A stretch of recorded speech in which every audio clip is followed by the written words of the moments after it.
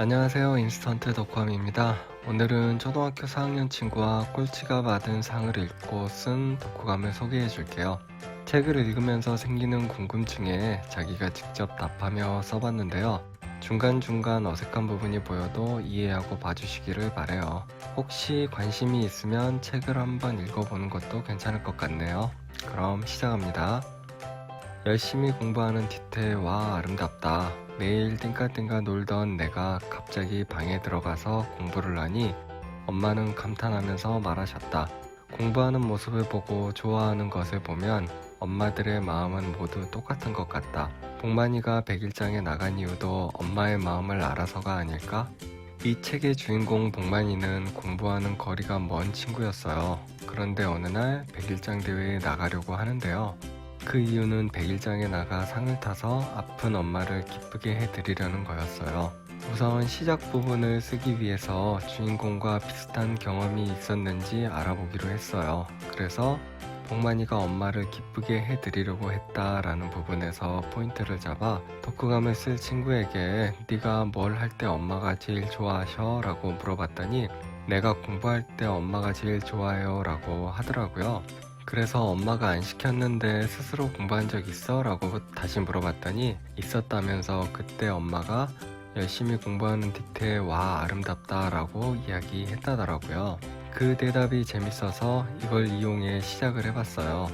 우선 엄마가 했던 말을 그대로 대화문으로 이용하고 이어서 어떤 상황에서 누가 왜 이런 말을 했는지 설명하는 식으로 자기 경험을 표현해줬어요. 그리고 아랫부분에서는 주인공의 엄마와 본인의 엄마의 공통점을 정리해보고 주인공이 백일장에 나간 이유를 내 나름대로 다시 생각하면서 질문식으로 시작 부분을 마무리해줬어요. 독후감을 쓸 때 꼭 뭐뭐 했다 이런 식으로 안 끝내고 이 글처럼 질문식으로 끝내도 괜찮아요. 쓰는 사람도 읽는 사람도 좀 더 생각해볼 거리가 생기면서 글이 좀 더 생생한 느낌이 들거든요. 그럼 중간 첫 번째 부분으로 넘어가 볼게요. 백일장에 나갈 신청자를 뽑는데 아무도 없었다. 왜일까 생각을 하니 백일장은 상을 받기도 어렵고 책을 많이 읽어야 해서 귀찮았을 것 같다. 그리고 산에서 하기 때문에 다리가 아픈 시내는 혼자 갈 수도 없었다. 산은 공기가 맑아서 좋은 생각들이 많이 떠오르겠지만 그래도 시내처럼 다리가 아픈 친구들을 배려해서 학교 강당에서 했으면 좋았겠다는 생각이 들었다.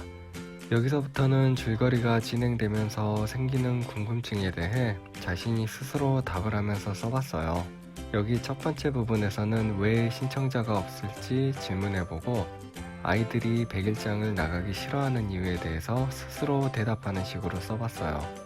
첫 번째 대답 부분은 만약에 본인이 저 자리에 있었다면 어땠을지, 왜 나서지 않았을지 자신의 입장에서 생각해봤고요. 추가적으로 책에 나온 등장인물들의 입장도 대신 생각해서 써봤어요. 아랫부분에는 백일장 장소에 대한 자신의 생각을 썼네요. 이때 무조건 산은 싫고 강당은 좋다 이렇게 쓴 게 아니라 산에서 하면 이런 장점이 있지만 이런 이유로 강당이 더 좋을 것 같았다 라고 자신의 주장을 자세히 표현해 준 게 잘 쓴 부분이라고 생각이 드네요. 여러분들도 주장하는 느낌의 글을 쓸 때 단순히 좋다 나쁘다 라고 표현하기보다는 이런 식으로 구체적인 이유를 생각하면서 쓴다면 훨씬 더 정확하게 내 생각을 표현할 수 있을 거예요. 그럼 중간 두 번째 부분으로 갑니다. 그런 시내를 위해 복만이는 거짓말을 하면서까지 백일장에 데려다 주었다. 굳이 복만이가 시내를 데려다 주는 것은 복만이가 시내를 좋아해서일까, 불쌍해서 데려다 준 것일까? 내 생각엔 복만이가 시내를 좋아해서 상을 받으라고 데려다 준 것 같다는 촉이 왔다. 원래 좋아하는 사람이면 죽는 것 빼고 무엇이든지 해줄 수 있기 때문이다. 그런데 한글도 다 외우지 못한 복만이가 상을 받았다. 무슨 상이었을까? 아마도 칭찬상일 것 같다. 몸이 불편한 친구를 도와준 것을 칭찬한다는 뜻으로 준 것이니 말이다. 책을 읽으며 이야기의 흐름에 따라 들었던 생각들을 묻고 답하면서 글로 표현해주고 있는데요. 먼저 어떤 장면에서 어떤 궁금증이 들었고 거기에 대한 내 생각은 어떤지 이야기해줬어요. 이렇게 독후감을 쓸 때는 어떤 대단한 느낌이나 멋진 생각을 쓰는 게 아니라 책을 읽으면서 드는 평범하고 일상적인 느낌과 생각들을 써보세요. 여러분들도 주변에 친구가 있는데 남자애가 여자애한테 혹은 여자애가 남자애한테 막 잘해주면은 쟤 좋아하나 봐 이러면서 관심 있게 보잖아요. 이 친구도 이 부분을 보면서 자연스럽게 드는 생각을 써줬어요. 그리고 나서 이어지는 부분에서는 한글도 못 쓰는 복만이가 백일장에서 상을 받았는데 책에서는 어떤 상을 받았는지 정확하게 나오지 않았어요. 그래서 어떤 상을 받았을지 스스로 물어보고 답하면서 자기 생각을 썼네요. 여기서도 보면 위에서 복만이가 했던 행동과 연관지어서 생각을 썼어요. 줄거리에서 벗어나지 않으면서 자연스럽게 자기 생각을 잘 표현한 것 같아요. 자, 그럼 마지막 부분입니다. 상을 받은 복만이는 신이 나서 숙제도 잘하고 구구단도 술술 외웠을 것 같다. 그래서 엄마의 몸에 해피 바이러스가 뿌려져서 병도 휘리릭 날아갔을 것 같다. 또 휠체어를 미는 재미에 빠진 복만이는 신혜와 더욱더 친해졌을 것이다. 복만이는 신혜에게 감동을 주었다. 나도 복만이처럼 다른 사람들에게 감동을 주고 싶다. 그래서 결심했다. 몸이 아픈 친구가 있으면 꼭 도와주어야겠다. 제가 보통 마무리에서는 교훈, 결심, 바램 이 세 가지 중에 원하는 것들을 조합해서 써보라고 하는데 이 친구는 그 중에서 바램으로 시작을 했네요. 여기 보면 등장인물들이 이후에 어떻게 지낼지 상상해서 썼는데요. 쓰고 나서 보니까 꼭 바램이라기보다는 이야기가 끝나고 나서 그 뒷이야기를 자기가 꾸며서 썼다고 봐도 되겠네요.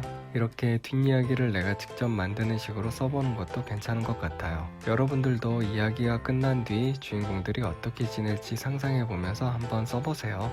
근데 이렇게 마무리해도 되긴 되는데 주인공들 이야기로만 끝내기는 조금 아쉬워서 이야기를 읽고 나서 나는 앞으로 어떻게 할 건지 결심까지 한번 써봤어요. 주인공은 어떻게 행동했고 그래서 내 느낌은 어땠고 앞으로 어떻게 할 것이다.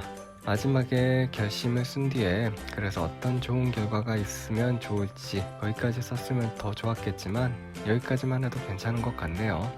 자, 여러분들도 이렇게 독후감을 쓸 때 자기 생각을 잘 못 쓰겠으면 이야기의 흐름에 따라 중간에 들었던 생각들을 가지고 스스로에게 물어보세요. 그리고 그 질문과 대답을 순서대로 써보세요. 그러면 줄거리와 자기 생각이 잘 섞인 독후감을 쓸 수 있을 거예요. 그럼 오늘은 여기까지 할게요. 안녕히 계세요.